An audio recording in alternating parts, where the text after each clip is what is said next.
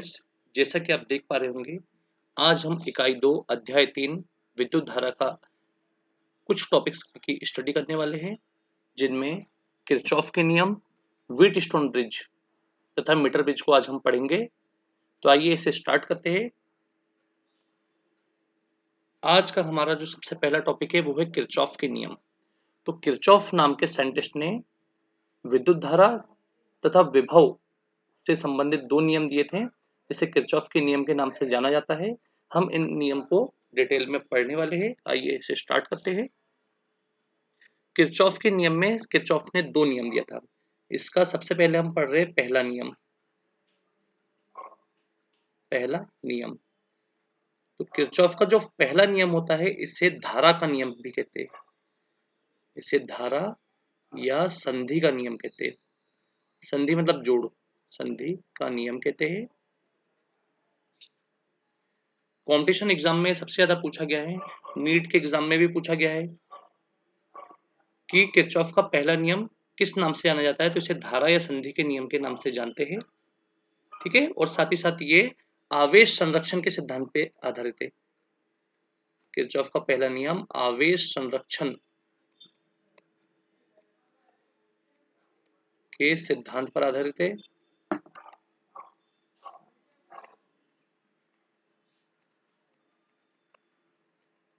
अब आखिर इस नियम में है क्या, इसे हम पढ़ेंगे। देखिए, मान लीजिए ये कोई संधि है। संधि मतलब ज्वाइंट, ज्वाइंट मतलब जोड़। ये कोई संधि है। इस संधि से बहुत से चालक तार जुड़े हुए हैं। ये देखिए, पहला चालक तार है, ये दूसरा चालक तार है, ये तीसरा चालक तार है, ये चौथा चालक तार और ये हमारा पांचवा चालक तार। और ये आपको दिख रहा है, ये संधि है। ये जो पॉइंट आपको दिख रहा है, ये संधि है। संधि का मतलब था ज्वाइंट। आपने अपने घरों में भी कुछ जगह देखे होंगे, आपके घरों में कुछ इस टाइप की सप्लाई रहती है। जरा ध्यान दीजिएगा सभी। जैसे ये डब्बी रहती है, वायर, कुछ वायर यहाँ से आते हैं, कुछ वायर इस और निकलते हैं, कुछ वायर इस और निकलते हैं। तो ये जो आपका ये वाली डब्बी जो है, ये आपकी संधि कहलाएगी। इसमें मेन स्विच से, मुख्य परिपथ से धारा आती है और फिर वो धारा बढ़ भी जाती है। कुछ इधर चल जाती है, कुछ इधर चल जाती है, कुछ हो सकती है इधर चल जाए, है ना। तो धारा आते हुए भी दिखती है हमें और धारा हमें जाते हुए भी दिखती है। ये चीज का आप ख्याल रखें। ओके, तो क्या है, ये संधि है, इसको हम संधि कहेंगे। तो संधि पे धारा आ भी रही है चालक तार से और संधि से धारा जा भी रही है। अब हम एक काम करते हैं। मान लीजिए पहले वाले चालक तार से धारा I1 आ रही है संधि पर, दूसरे चालक तार से धारा जा रही है, तीसरे चालक तार से धारा जो है आपकी फिर आ रही है, और चौथे और पांचवें चालक तार से आपकी धाराएं जा रही है, संधि से दूर जा रही है, ठीक है। तो आप देख रहे होंगे संधि जो है, ये मैं लिख देता हूं यहाँ पे संधि। इस पे चालक तारों से धारा आ भी रही है और इससे चालक तारों से धारा जा भी रही है। इस चीज को आप ध्यान देते हुए चल रही है। तो किरचॉफ का पहला नियम, संधि या धारा का नियम, हमें यह बताता है कि किसी संधि पर आने वाली धारा का जो योग रहता है वो हमेशा सदैव शून्य रहता है। संधि पर आने वाली धाराओं का योग हमेशा क्या रहता है, शून्य रहता है। मतलब संधि पर जितनी भी धाराएं हैं, सबका योग हमेशा शून्य होगा। चाहे आने वाली धारा रहे, चाहे जाने वाली धारा रहे, सबका योग हमेशा शून्य ही कहा जाएगा। तो संधि के लिए सभी प्रकार की धाराओं का योग हमेशा शून्य होता है। ये देखिए, ये हम सिग्मा लगा देते हैं और यहाँ पे आई बराबर शून्य। तो किरचॉफ का पहला नियम कहता है कि संधि पर कुल धाराओं का योग सदैव शून्य होता है। किसी संधि पर कुल धाराओं का योग हमेशा क्या होता है, शून्य होता है। किसी, मैं लिख देता हूं यहाँ पे, किसी संधि पर समस्त धाराओं का योग, समस्त धाराओं का योग सदैव शून्य होता है, सदैव शून्य होता है, ठीक है। तो जो आपका सिग्मा का जो चिन्ह बना है, सिग्मा का चिन्ह, सिग्मा का मतलब योग होता है। सिग्मा का मतलब क्या होता है, योग होता है। ये चीज आप याद रखना। सिग्मा के चिन्ह को आपने सांख्यिकी में पढ़ा होगा, ठीक है। तो देखिए, अब जो आप अब इस नियम से हम कुछ निकालना चाहेंगे सूत्र, तो सिग्मा आई बराबर आपका 0 है। तो सिग्मा, देखिए, संधि पर अब जो धारा आएगी उसे हम धन लेंगे और जो धाराएं संधि से जाएगी उसे हम ऋण लेंगे। इसे हम उसी तरीके से समझते हैं जैसे कि हमारे पास कुछ पैसे हैं अगर हमारे पास पैसे आते रहेंगे तो हमारे पैसे में पैसे ऐड होते रहेंगे, जुड़ते रहेंगे, तो हम उसे धन लेंगे। और हमारे पास जितने पैसे अगर हम उसको खर्च करना चालू करें, पैसे हमारे पास से जा रहे हैं, तो पैसे ऋण होते जाएंगे। वैसे याद रखिए, संधि पर जो धाराएं आ रही है वो धन होगी, और संधि से जो धाराएं जा रही है धाराएं में ऋण में लेना होगा। तो आप चित्र में देख रहे होंगे, I1 धारा आ रही है तो I1 धारा प्लस में होगी, I2 धारा जा रही है इसलिए माइनस होगी, I3 धारा आ रही है इसलिए धन होगी, I4 धारा और I4 धारा जा रही है इसलिए माइनस होगी। तो आपने देखा, संधि पर I1 धारा आ रही थी इसलिए हमने इसको प्लस लिया, I2 धारा जा रही इसलिए हम इसको माइनस लेंगे, I3 धारा संधि पर आ रही इसलिए हम इसको प्लस लेंगे, I4 और I5 धारा जा रही है इसलिए हम इसे क्या लेंगे, माइनस में, बराबर हो जाएगा 0। तो ये हो जाएगा I1 धन ऋण ऋण, ये हो जाएगा I2 धन I3 धन ऋण ऋण, I4 धन ऋण ऋण, I5 बराबर हो जाएगा 0। तो यहाँ पर I1 प्लस I3 धारा आपकी रहेगी, माइनस I2 धारा इधर आके प्लस I2 हो जाएगी, माइनस I4 धारा इधर आके प्लस I4 हो जाएगी, और माइनस I5 धारा इधर आके प्लस I5 हो जाएगी। ओके, तो आपने देखा कि संधि पर आने वाली धाराएं I1 और I3 है, और संधि से जाने वाली धाराएं जो है आपकी वो I2, I4 और I5 है। तो हम ये कह सकते हैं कि संधि पर I1 और I3 संधि पर आने वाली धारा है। तो संधि पर आने वाली धारा का योग, धाराओं का योग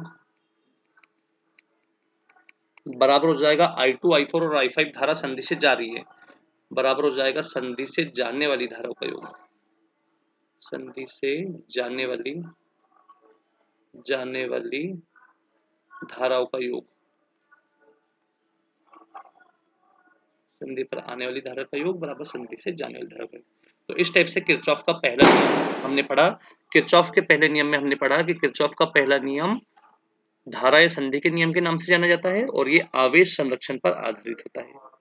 ठीक है, अब हम पढ़ने वाले हैं किरचॉफ का द्वितीय नियम। तो किरचॉफ के द्वितीय नियम को अब हम समझ रहे हैं, देखिएगा ध्यान से।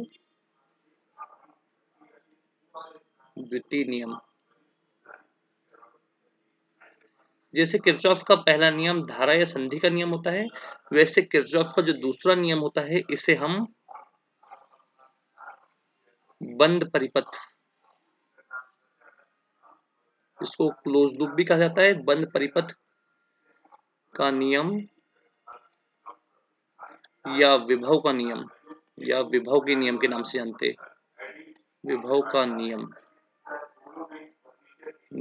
के नाम से जानते हैं। जैसे पहला नियम आवेश संरक्षण पे आधारित था, दूसरा नियम जो है आपका वो है ऊर्जा संरक्षण पर आधारित, ऊर्जा संरक्षण पर आधारित नियम है। ओके,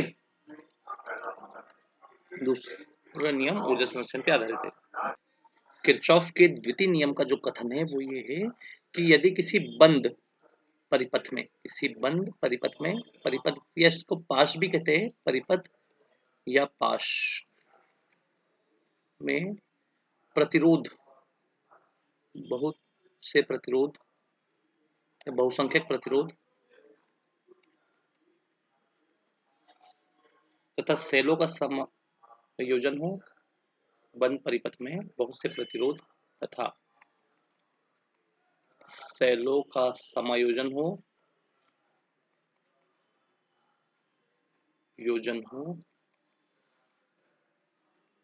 तब परिपथ में विभव का बीजगणितीय योग सदैव शून्य होगा, गणितीय योग सदैव शून्य होता है। तो स्टूडेंट्स, आपने देखा कि किरचॉफ के पहले नियम में धारा का बीजगणितीय योग शून्य होता था, इसमें विभव का बीजगणितीय योग शून्य होगा यदि किसी बंद परिपथ में बहुत से प्रतिरोध तथा सेलों का संयोजन हो या समायोजन हो। तो उस बंद परिपथ में विभव का बीजगणितीय योग सदैव शून्य होता है, ये हमें पता होना चाहिए। यह है किरचॉफ का द्वितीय नियम। ठीक है, यहाँ पे किरचॉफ के दोनों नियम यहाँ पे समाप्त होते हैं। अब हम हमारे नेक्स्ट टॉपिक, अगले टॉपिक की ओर आगे बढ़ते हैं, जो है व्हीटस्टोन ब्रिज। हमारा जो अगला टॉपिक है वो है व्हीट स्टोन ब्रिज, जिसे व्हीट स्टोन सेतु कहते हैं हम। सेतु और ब्रिज एक ही है। जैसे आप लोगों ने देखे थे ना, भगवान राम जब अयोध्या गए थे तो अयोध्या लौटने से पहले उन्हें लंका से मार्ग निर्मित करना पड़ा था ताकि वानर सेना वापस लौट सके। और भगवान श्री राम को भी लंका पे चढ़ाई करने के लिए सेतु का निर्माण करना पड़ा, जिसे राम सेतु, और आप जाके देखेंगे वहां पे तो इंग्लिश में राम ब्रिज लिखा है। सेतु को इंग्लिश में ब्रिज बोलते हैं। ओके, ये चीज आप याद रखिए। लौटते समय तो वैसे भगवान राम पुष्पक विमान से वापस लौटे थे, पर वानर सेना ब्रिज राम सेतु की सहायता से ही वापस लौट पाई थी। ठीक है, चलिए, तो सेतु मतलब ब्रिज होता है, ये आपको समझाना हमारा मीनिंग है। ठीक, तो स्टूडेंट्स ये जो आप देख रहे हैं व्हीट स्टोन, ये साइंटिस्ट का नाम है। ये हमारे फिजिक्स के भौतिक शास्त्र के एक विद्वान वैज्ञानिक थे जिनका नाम एस.सी. व्हीटस्टोन था। इन्होंने एक ब्रिज तैयार किया जिसकी सहायता से हम 3 ज्ञात प्रतिरोधों की हेल्प से की मदद से एक अज्ञात प्रतिरोध ज्ञात करते हैं। ठीक है, व्हीटस्टोन नाम के साइंटिस्ट ने एक ब्रिज बनाया, एक सेतु बनाया। इस ब्रिज में हम 3 ज्ञात प्रतिरोधों की सहायता से एक चौथा अज्ञात प्रतिरोध ज्ञात करते हैं। अब कैसे करते हैं, ये उपकरण होता कैसे है, इसे हम समझते हैं। जरा ध्यान से आप इसे देखते हुए चलेंगे। देखिए, जैसा कि आप चित्र में देख रहे हैं, यहाँ पे एक चतुर्भुज है। चतुर्भुज का नाम हम दे देते हैं, चतुर्भुज का नाम है एबीसीडी। एबीसीडी एक चतुर्भुज है, आप याद रखिएगा। इस चतुर्भुज में 4 भुजाएं हैं, A B B C C D D A, है ना, ये 4 भुजाएं। इन 4 भुजाओं पे आपको 4 प्रतिरोध लगे दिख रहे होंगे। इन चारों प्रतिरोधों के हम नामांकित कर देते हैं इसे। इस प्रतिरोध का ए बी वाली भुजा पर जो प्रतिरोध लगा उसे हम पी नाम देंगे। बीसी वाली भुजा पे जो प्रतिरोध लगा उसे हम आर क्यू नाम देंगे। एडी वाले प्रतिरोध पे हम एडी वाली भुजा पे जो प्रतिरोध लगा उसका नाम हम आर देंगे। और सीडी वाले प्रतिरोध पे सीडी वाली भुजा पे जो प्रतिरोध लगा उसका नाम हम एस देंगे। तो आपको पता होगा इसमें से पी क्यू आर एस जो 4 प्रतिरोध है, जिसमें से पी क्यू आर ज्ञात प्रतिरोध है तथा एस अज्ञात प्रतिरोध है। ठीक है, आपको ये चीज क्लियर होना चाहिए। और चतुर्भुज में आपको पता है 2 विकर्ण होते हैं। तो पहला जो विकर्ण है आपका बीडी, इस विकर्ण पे हम लगाएंगे धारामापी जिसे गैल्वेनोमीटर कहते हैं। और दूसरा जो विकर्ण होता है हमारा एसी, उस विकर्ण पे हमें बैटरी तथा कुंजी लगानी होगी। तो दूसरा जो विकर्ण है हमारा एसी, उस विकर्ण पे हमें लगाना पड़ेगा बैटरी तथा कुंजी। तो हमने लगा दी यहाँ पे बैटरी बी, और यहाँ पे हमने लगा दिया कुंजी। अभी कुंजी बंद है। ठीक है, तो आप समझ ही गए होंगे व्हीटस्टोन ब्रिज को। अब देखिए, जैसे हम कुंजी का स्विच ऑन करते हैं तो वैसे ही आपको पता है जो धन टर्मिनल रहता है उससे धारा प्रवाहित होनी चालू होती है। धारा संधि ए, ए आपको अभी पढ़ा है किरचॉफ का पहला नियम, ए संधि है, इस पे धारा आ रही है और इस पे आई धारा आके 2 बराबर भागों में बढ़ जाएगी। तो एक धारा आपकी बन जाएगी I1 जो AB वाली भुजा से बह जाएगी, और दूसरी धारा आपकी I2 हो जाएगी जो AD वाली भुजा से बहेगी। I1 वाली धारा जो है वो संधि बिंदु B पर आएगी और B पे आके पुनः 2 भागों में विभाजित हो जाएगी। BC वाले भुजा से I3 धारा प्रवाहित होगी और BD वाली भुजा से आपका IG, गैल्वेनोमीटर से प्रवाहित धारा को हम IG कहते हैं, IG प्रवाहित होगी। ठीक है, तो I3 वाली धारा आपकी जो है वो C बिंदु तक पहुंच जाएगी। अब वही हाल I2 का होगा। I2 वाली जो धारा है वो संधि बिंदु D पर आके 2 बराबर भागों में बढ़ जाएगी। गैल्वेनोमीटर से जो भी धारा प्रवाहित होती है वो IG रहती है ना, गैल्वेनोमीटर से प्रवाहित धारा IG, और DC वाली भुजा से जो प्रवाहित धारा होगी वो होगी आपकी I4। तो इस टाइप से फिर I4 धारा भी बिंदु C पर पहुंचेगी, जैसे I3 पहुंचेगी, और दोनों फिर आपस में मिलके I धारा बन के बैटरी के ऋण टर्मिनल की तरफ लौट जाएगी। ओके, तो इतना चित्र आपको याद होना चाहिए और आपको बनना चाहिए। चित्र में इतना कुछ खास नहीं था, चित्र अगर आपको बनाते बन गया तो आपको पूरा क्वेश्चन बन गया। ठीक है, और चित्र में ऐसा कुछ आवश्यकता भी नहीं कि चित्र बहुत कॉम्प्लिकेटेड, बहुत जटिल है। चित्र बहुत इजी है, आप इसे ध्यान से देखेंगे। अब बात करें इसके सिद्धांत की, तो सिद्धांत मैं बोल दे रहा हूं, आप इसे नोट कर लीजिएगा। सिद्धांत ये है व्हीट स्टोन ब्रिज या व्हीट स्टोन सेतु एक उपकरण होता है। इस उपकरण की सहायता से हम 3 ज्ञात प्रतिरोधों की सहायता से एक अज्ञात प्रतिरोध ज्ञात करते हैं। व्हीट स्टोन ब्रिज एक उपकरण है जिसमें हम 3 ज्ञात प्रतिरोधों की सहायता से चतुर्थ अज्ञात प्रतिरोध जो है उसे ज्ञात करते हैं। तथा संतुलन की अवस्था में ध्यान दीजिएगा, संतुलन की अवस्था में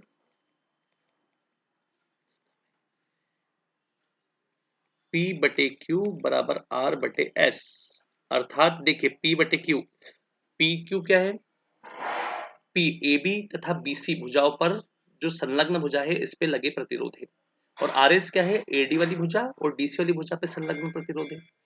तो इसका ये भी मतलब निकाला जा सकता है कि संतुलन की अवस्था में संलग्न भुजाओं पर लगे प्रतिरोधों का अनुपात, संलग्न भुजाओं पर लगे प्रतिरोधों का अनुपात, देखिए संलग्न भुजाएं, ये संलग्न भुजाएं AB वाली संलग्न भुजा और कौन सी, DC वाली संलग्न भुजा, संलग्न भुजाओं पर लगे प्रतिरोधों का अनुपात दिख रहा होगा आपको, बराबर होगा शेष दो भुजाओं पर लगे प्रतिरोधों के अनुपात के। ठीक है, संलग्न भुजाओं पर लगे प्रतिरोधों का अनुपात शेष दो भुजाओं पर लगे प्रतिरोधों के अनुपात के बराबर होता है। तो संतुलन की अवस्था में ये आता है, आप इसे नोट कर लीजिएगा।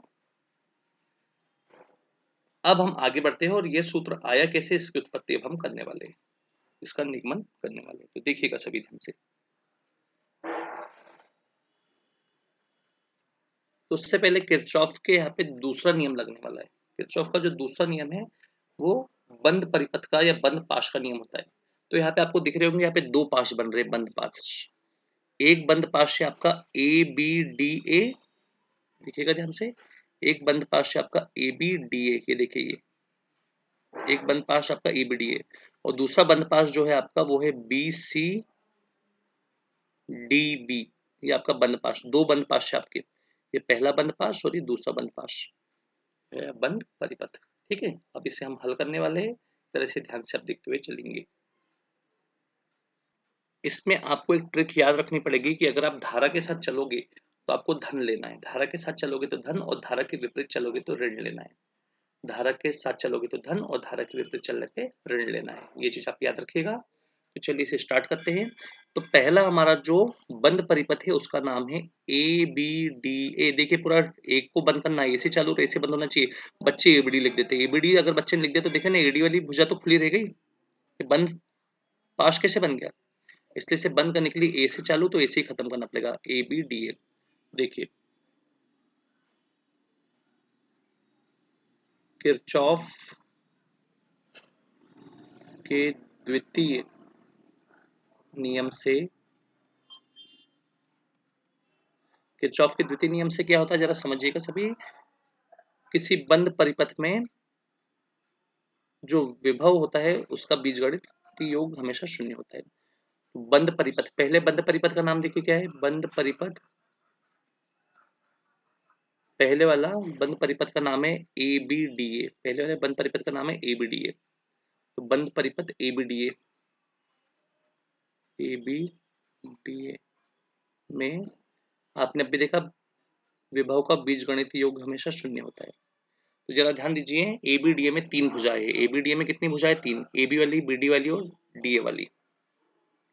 तो 3 भुजाएं हैं तो विभव भी आपके 3 भुजाओं में बढ़ जाएगा, V plus V plus V बराबर कितना, 0। तो पहली जो भुजा है वो आपकी AB वाली भुजा है, तो V के फुट में हम AB लिख देंगे। दूसरी भुजा हमारी BD वाली भुजा है, तो दूसरे पे हम BD लिख देंगे, और तीसरी भुजा है हमारी DA वाली भुजा, तो हम यहाँ पे DA लिख देंगे। अब आपको एक चीज पता होना चाहिए, आपको बता दिया गया है कि धारा के साथ चलोगे तो धन और धारा के विपरीत चलोगे तो ऋण। तो ओम का नियम क्या होता है, ओम के नियम से, अब देखिए ओम के नियम से, ओम के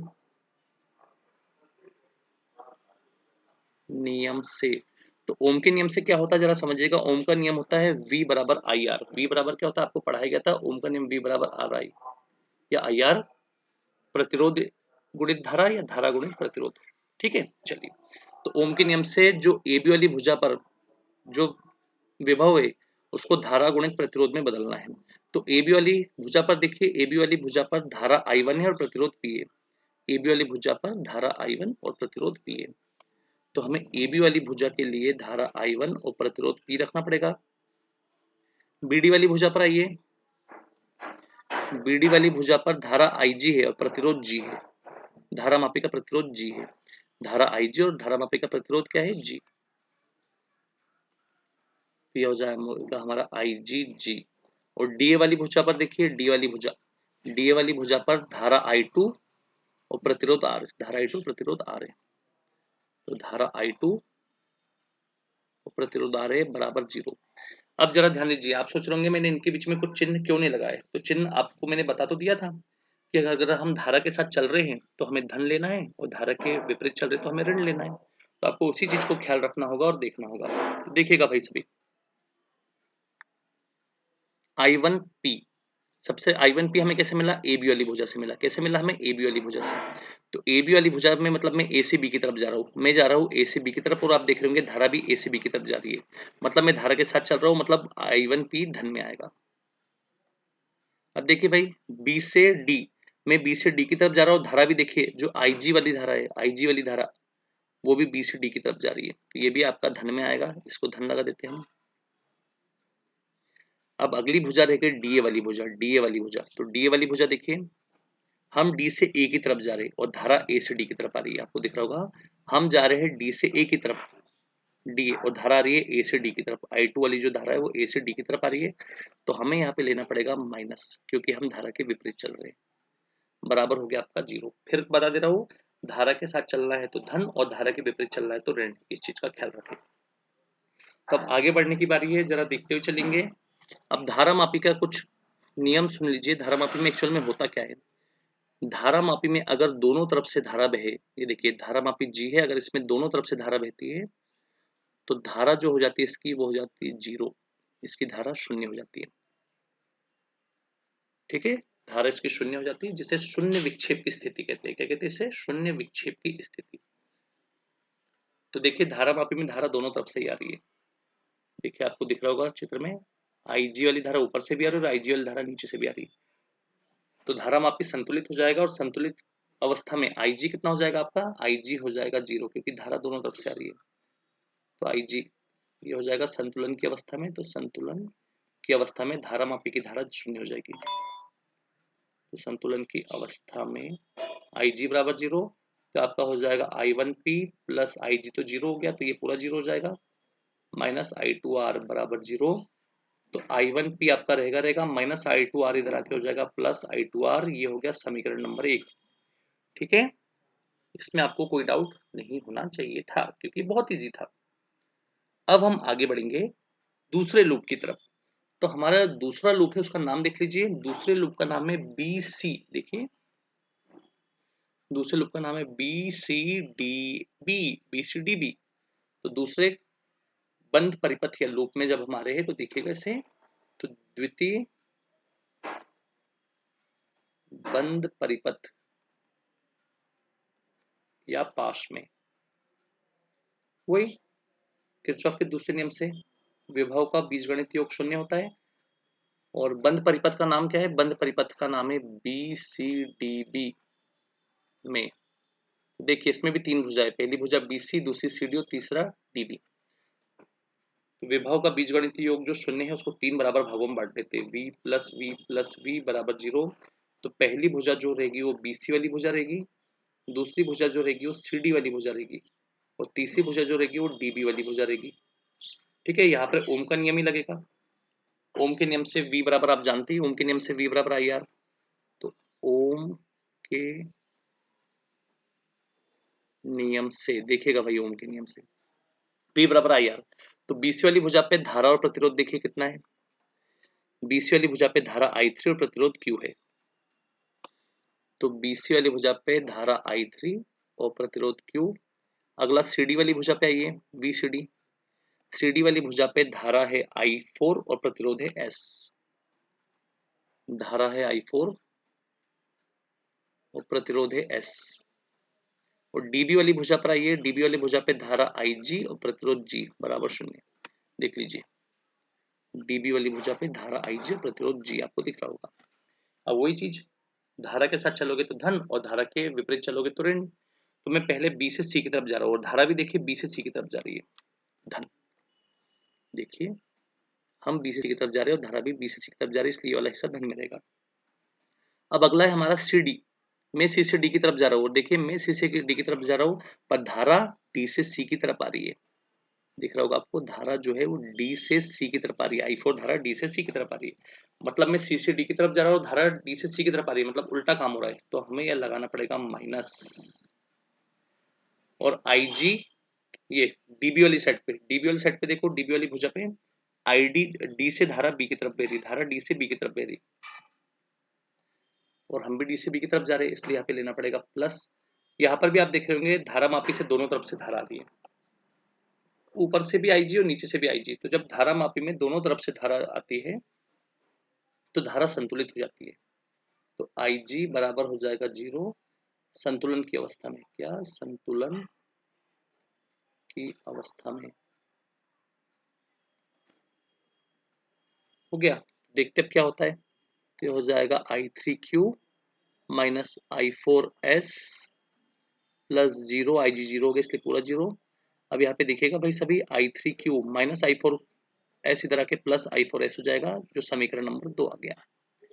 अब हमें एक काम करना होगा, समीकरण 1 हमारा प्रथम लूप से निकला, प्रथम परिपथ से निकला बंद परिपथ से, और समीकरण नंबर 2 हमारा द्वितीय बंद परिपथ से निकला। हमें दोनों को भाग दे देना चाहिए। तो हम करेंगे समीकरण नंबर 1 भागित समीकरण नंबर 2, समीकरण 2। तो समीकरण 1 का जो लेफ्ट हैंड साइड है, लेफ्ट हैंड साइड वो है I1P और समीकरण 2 का है I3Q। तो समीकरण 1 का जो है वो है I1P और I2Q, सॉरी I3Q था, कोई प्रॉब्लम। समीकरण नंबर 2 का जो दाहिना हिस्सा है वो है I2R और इसका I4S। तो ये हो जाएगा आपका बराबर में I2R और ये हो जाएगा I4S। यहाँ तक कि तो आपको कोई डाउट होना नहीं चाहिए था। ठीक है भाई, अब देखिए जरा चित्र पे ध्यान दीजिए।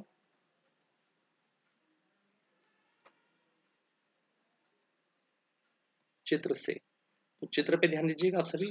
चित्र में आपको दिख रहा होगा I धारा जो है वो A बिंदु पे आके 2 बराबर भागों में बढ़ गई, I1 I2। ए संधि पर I धारा 2 बराबर भाग में बढ़ गई, I1 I2। तो देखिए चित्र से संधि A पर क्या होगा, संधि A पर I धारा 2 बराबर भाग में बढ़ गई थी, I1 बराबर I2। ठीक है, वैसे जरा ध्यान दीजिए संधि C पर, देखिए संधि C पर, संधि C पर I3 धारा भी आ रही है और संधि C पर I4 धारा भी आ रही है और दोनों आपस में मिलके I धारा बनके वापस लौट गई। जैसे I धारा के दो टुकड़े A पर हो गए I1 I2, वैसे I3 और I4 C बिंदु पर मिलकर I बन गए। क्या बन गए? C बिंदु पर मिलकर I बन चुके। तो देखिए आपका तथा संधि, तथा चित्र में संधि C पर, संधि C पर क्या होगा, C पर आपका I3 और I4 आपस में मिलके I धारा बनके वापस लौट गए।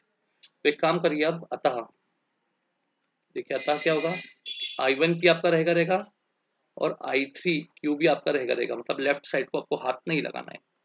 अब राइट साइड पे देखिए I2 किसके बराबर है, I2 बराबर है I1 के, तो I2 की जगह रख दीजिए I1R और I4 बराबर है I3 के, तो ये हो जाएगा I3S। अब देखिएगा ध्यान से, I1 से I1 कट जाएगा, I3 से I3 कट जाएगा और आपका बना बनाया सूत्र आ जाएगा P/Q बराबर R/S। यह है व्हीटस्टोन ब्रिज की संतुलन की अवस्था में सूत्र। ठीक है, तो इसे आप ध्यान से देखिएगा और इसे नोट कर लीजिएगा कॉपी में। देखिए बच्चों, अब हमारा जो अगला टॉपिक है वो है मीटर ब्रिज या मीटर सेतु। आपको पता होना चाहिए ये हमारा एक्सपेरिमेंट, ये प्रयोग भी हमारे कोर्स में है मीटर ब्रिज का।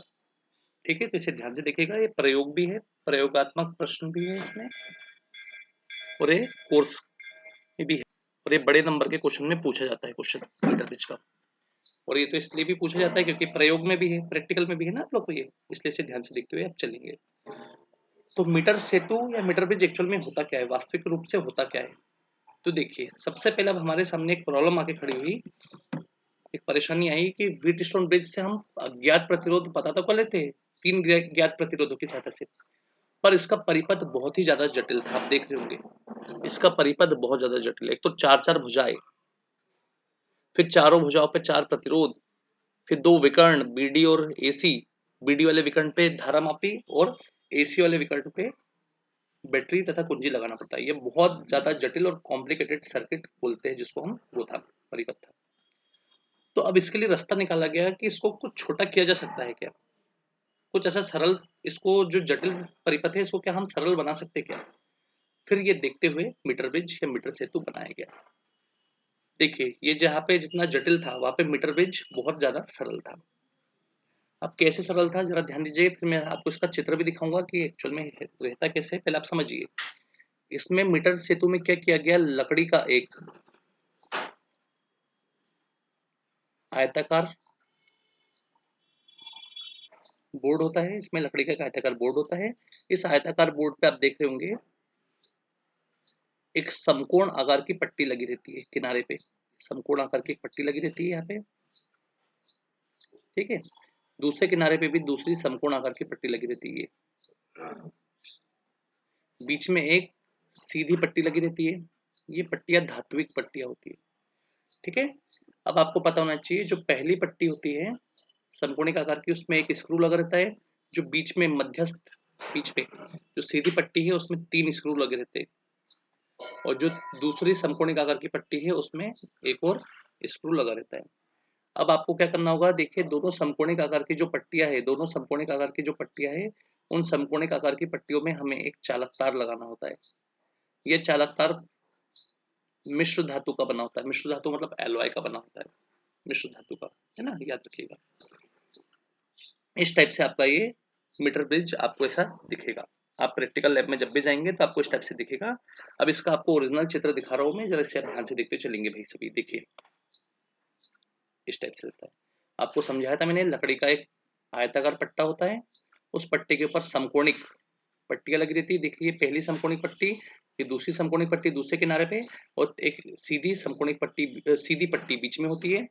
समकोणिक पट्टी में एक स्क्रू लगा रहता है, दूसरी समकोणिक पट्टी जो किनारे में लगी उस पर भी दूसरा स्क्रू लगा रहता है, और बीच की सीधी पट्टी पे 3 स्क्रू लगे रहते हैं, जैसे मैंने आपको समझाया है। देखिए, और समकोणिक पट्टी से जो नीचला स्क्रू है और दूसरी समकोणिक पट्टी जो निचला स्क्रू है, उनके बीच में एक चालक तार लगा हुआ है। देखिए दिख रहा है आप लोग को, समकोणिक स्क्रू के पास जो ये लगा हुआ है एक एक चालक तार लगा है। ये चालक तार आपका 100 सेंटीमीटर का होता है। कितना होता है, 100 सेंटीमीटर, और 100 सेंटीमीटर को हम कहते हैं 1 मीटर। इसमें चालक तार की लंबाई 1 मीटर होने के कारण ही इसे मीटर ब्रिज या मीटर सेतु का नाम दिया गया। जब आपका प्रैक्टिकल में वाइवा होता है तब आपसे पूछा भी जाता है प्रश्न कि मीटर ब्रिज को मीटर ब्रिज क्यों कहते हैं, तो आपका जवाब होना चाहिए इसमें 1 मीटर का चालक तार लगा होता है। और ये चालक तार किसका होता है, मिश्र धातु का बना होता है, 2 या 2 से ज्यादा धातु के संयोग से जब अपन बनाते हैं तो इसे मिश्र धातु कहते हैं, है ना। तो ये चालक तार जनरली नाइक्रोम का होता है या मैग्नीन का, ये आपको बनना चाहिए। ये कॉपर का नहीं होता, क्योंकि कॉपर एक सॉफ्ट नरम धातु होती है जो टूट सकती है। भी आपसे इसके बारे में भी बात करेंगे, तो आप समझ गए होंगे। तो आइए इससे अब हम क्वेश्चन को सॉल्व करते हैं। तो आपने देख लिया मीटर सेतु, इसकी संरचना भी आपने देख ली, इसको मीटर ब्रिज क्यों कहते हैं ये भी आपने सुन लिया, क्योंकि इसमें 1 मीटर का मिश्र धातु का बना चालक तार होता है, ठीक है। अब इसे हम पूरे फुल परिपथ में बदल रहे हैं और देख रहे कि सरल कैसे हुआ। देखिए सबसे पहले आपको ये जो 2 स्क्रू है, देखिए चालक तार जो है, इन चालक तार का संबंध इन स्क्रू से है। इन स्क्रू को हमें जोड़ना पड़ता है बैटरी और कुंजी से, तो हमने यहाँ पे लगा दिया बैटरी और यहाँ लगा दिया हमने कुंजी। अभी कुंजी से धारा प्रवाहित नहीं कर रही, कुंजी बंद है अभी। और दूसरे वाले चालक तार से हमने ये इसको जोड़ दिया। देखिए ये पहले चालक तार से हमने, जो पहले स्क्रू से जुड़ा है उससे हमने बैटरी का धन सिरा, और चालक तार का जो अंत है उसको हमने बैटरी के ऋण सिरे से जोड़ दिया। चालक तार के स्टार्टिंग को हम ए नाम देंगे और एंडिंग को हम, अंत को हम बी नाम देंगे। ये चीज आपको बनना चाहिए। अब देखिए, जैसे हम कुंजी को ऑन करते हैं, धन सिरे से धारा प्रवाहित होती है। अब धारा जो प्रवाहित हुई वो देखिए जरा, इस स्क्रू पे आएगी और चालक तार से सीधे बह के ए से बी की तरफ आके नेगेटिव जो ऋण सिरा है उस तक पहुंच जाएगी।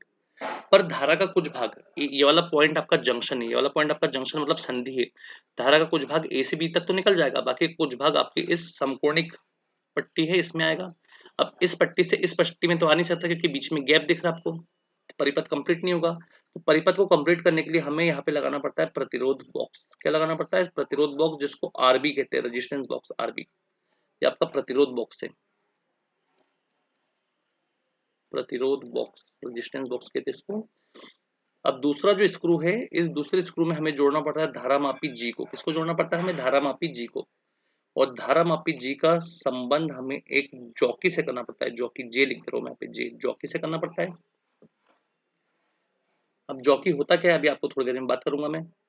और अब देखिए, अब इस पट्टी का जो तीसरा स्क्रू है, बीच की पट्टी का जो तीसरा स्क्रू है उसका और लास्ट में जो समकोणिक पट्टी है, इनके बीच में गैप आ गया। तो इनमें संबंध लाने के लिए हमें यहाँ पे लगाना पड़ता है अज्ञात प्रतिरोध एस। इस टाइप से हमने देखे कि धारा जब बहेगी, आई धारा, ये यहाँ पे आके इसका एक भाग ए से बी की तरफ चला जाएगा और धारा का जो दूसरा भाग है, देखिए परिपथ कंप्लीट हो गया, वो पहले स्क्रू से प्रतिरोध बॉक्स में, प्रतिरोध बॉक्स से धारामापी में, धारामापी से जॉकी में, और कुछ भाग अज्ञात प्रतिरोध से होते होते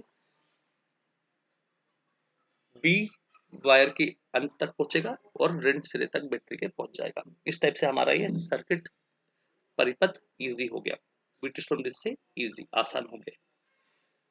तो सबसे पहले आपको पता होना चाहिए कि मीटर ब्रिज जो होता है, मीटर ब्रिज या मीटर सेतु, वो व्हीटस्टोन ब्रिज का सुव्यवस्थित रूप है।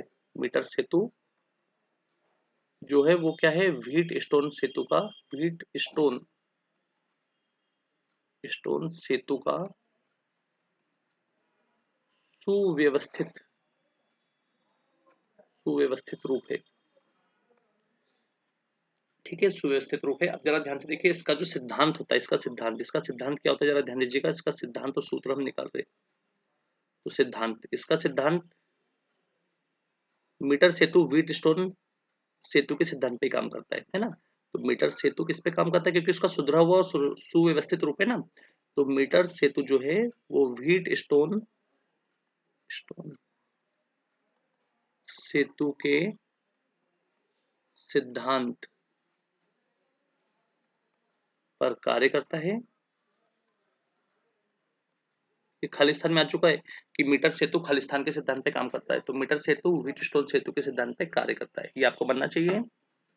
इसमें भी हम तीन ज्ञात प्रतिरोधों की सहायता से एक अज्ञात प्रतिरोध ज्ञात करते हैं। ठीक है, मीटर सेतु में हम क्या करते हैं? मीटर सेतु में हम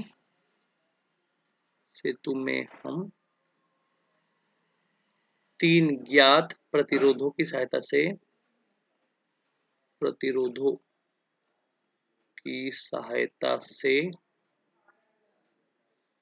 अज्ञात प्रतिरोध ज्ञात करते हैं। इसमें हम तीन ज्ञात प्रतिरोधों की सहायता से एक अज्ञात प्रतिरोध ज्ञात करते हैं। ठीक है, इसको आप जरा ध्यान से देखते चलिएगा। अब आपसे बात करनी है कि जॉकी क्या होता है, जरा ध्यान दीजिएगा। जॉकी और धारामापी को आप समझिए। देखिए, ये चित्र आपको दिख रहा होगा, इस चित्र में दिख रहा होगा आपको, ये देखिए धारामापी तो ये है, ये धारामापी है, जी लिखा जो, ये धारामापी है। ये धारामापी जो रहता है वो एमीटर का सुव्यवस्थित रूप है। एमीटर केवल आपको धारा नाप के देता है। एमीटर आपको क्या करता है? केवल धारा नाप के देता है, कितने एम्पियर की धारा बह रही है। पर धारामापी आपको धारा तो नाप के देगा ही देगा, साथ में धारा की दिशा भी नाप के देगा कि धारा की दिशा कम है कि ज्यादा है। ठीक है, धारा का परिमाण के साथ साथ धारा की दिशा भी नाप के देता है धारामापी आपको। धारामापी आपको दिख रहा होगा, जी लिखा है, ये धारामापी है। एमीटर आपका ऐसा रहता है, 0 से चालू और 1 2 3 4 5 ऐसी रीडिंग लिखी रहती है ऐसी। पर धारामापी क्या होता है? बीचों बीच में 0 लिखा रहता है, इधर भी रीडिंग रहती है और इधर भी नंबर लिखे रहते हैं। देखिए, बीचों बीच में 0 है, इधर भी नंबर लिखे और इधर भी नंबर लिखे, है ना। तो ये आपका धारामापी है। जॉकी आपको दिख रहा होगा ब्लैक वाला, ये आपका जॉकी है। जॉकी कैसे रहता है? जॉकी एक प्रकार से पेन टाइप का रहता है। ऊपर की जो बॉडी, जिस भाग को हम पकड़ते हो कुचालक रहता है, क्या रहता है, कुचालक पदार्थ का। और जो उसकी निब है, निब, ये दिख रहा होगा आपको निब, ये धातु की बनी रहती है। किसकी बनी रहती है, धातु की बनी रहती है। इससे हमको वायर को टच करना पड़ता है। धारामापी का दिख रहा होगा आपको, ये मीटर सेतु का देखिए वायर है, ये वाला, ये ब्लू कलर का जो दिख रहा है आपको, ये वायर है। इस वायर को टच करवाना पड़ता है, ठीक है। जॉकी को क्या करते हैं हम, धार जॉकी को हम क्या करते हैं, मीटर सेतु का जो चालक तार है जिसके ऊपर लगा 1 मीटर का, उस पर टच करवाते हैं, विभिन्न मानों पर टच कराते हैं। और जब धारामापी का मान 0 आ जाए तो उस रीडिंग को नोट कर लेते हैं, ठीक है। ये आप जरा ध्यान से देखने की कोशिश करिएगा इसे। तो यहाँ पे आपका ये, आप जॉकी भी समझ गए होंगे और उम्मीद है कि आप जॉकी भी समझ गए होंगे, धारामापी भी समझ गए होंगे, ठीक है। अब हम इसका सूत्र निगमित कर रहे हैं, जरा इसे ध्यान से देखते चलेंगे।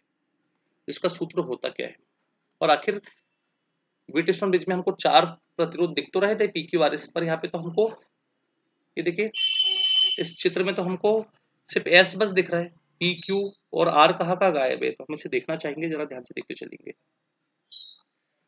व्हीटस्टोन ब्रिज का सूत्र क्या होता है, देखिए इसका सूत्र अब हम निकाल रहे हैं। तो इसका सूत्र, व्हीटस्टोन ब्रिज का सूत्र होता है पी बटे क्यू बराबर आर बटे एस। व्हीटस्टोन ब्रिज का सूत्र होता है पी बटे क्यू बराबर आर बटे एस होता है। तो पी क्यू आर एस कहाँ पे, तो एस तो आपको दिख गया, एस ये है, ये एस अज्ञात प्रतिरोध एस। अब पी क्यू आर कहाँ पे, तो देखिए भाई, प्रतिरोध बॉक्स आपका ज्ञात प्रतिरोध रहता है, ये आपका आर रहता है, क्या रहता है आपका आर।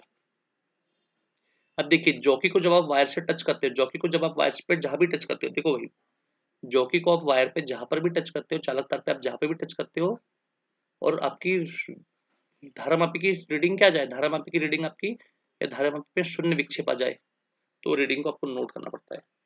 देख लीजिए जैसे चित्र में, मान लीजिए, देखिए चित्र में, देखिए चित्र में देखिए, जैसे चालक तार का शुरुआत ए है, ये शुरुआत ए बिंदु है, और यहाँ पे हमने जॉकी को टच किया, जैसे कि आप देख रहे होंगे ये जॉकी यहाँ पे टच हुई और 0 विक्षेप की स्थिति धारामापी में आ गई। धारामापी में क्या आ गई आपकी, 0 विक्षेप की स्थिति। तो जब आपकी धारामापी में 0 विक्षेप की स्थिति आ जाए, तो वायर के स्टार्टिंग पॉइंट से जॉकी तक का जो डिस्टेंस रहता है, जॉकी तक की जो दूरी रहती है, उसको पी कहते हैं, क्या कहते हैं, पी। और पी को हमको एल लेना पड़ता है, पी को हमें क्या लेना पड़ता है, एल।